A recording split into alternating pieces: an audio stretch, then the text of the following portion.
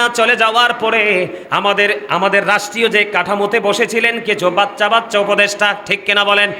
এর মধ্যে একটা বাচ্চা উপদেষ্টা আছে আসিফ মাহমুদ সজীব ভুইয়া, কথা কয় না? আসেনি? নাম শুনছেননি? এইটাই দেখলাম গত 2-3 দিন আগে বলতেছে চান রাত্রে নাকি অনেক কিছু হবে, সব ধরনের মানুষকে আমন্ত্রণ জানাইছে, এটার মধ্যে কবিতা আবৃত্তি হবে, নাট্য হবে। নাউজুবিল্লাহ বলেন না?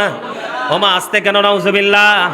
আপনারা বলেন, আজকে আমার তারাবি শেষ হলো, কালকে ঈদুল ফিতরের নামাজ, আমি তো এখনো জানি না আমার রোজা কবুল হয়েছে কিনা।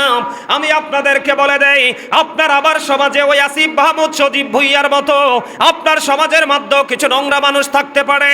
ও বন্ধু, চান রাত্রি যেটাকে বলা হয়, আমি এটাকে চান রাত্রি বলি না, আমি ব্যক্তিগতভাবে বলি এটা হলো অত্যন্ত চিন্তিত হওয়ার একটা রাত। আমি আপনাদেরকে বলে দেই, আপনি যদি এনশিওর করে বলতে পারেন, আপনি যদি এনশিওর করে বলতে পারেন হুজুর আমার রোজা কবুল হয়ে গেছে, আমার তারাবি কবুল হয়ে গেছে, আমার ইফতারি সেহরি কবুল হয়ে গেছে, তাহলে আপনি আনন্দ করেন, আমার কোনো আপত্তি নেই। কিন্তু যদি আপনার কাছে নিখুঁত এই তত্ত্ব না থাকে, আপনি কোন যুক্তিতে আনন্দ করবেন, ঠিক কিনা বলেন?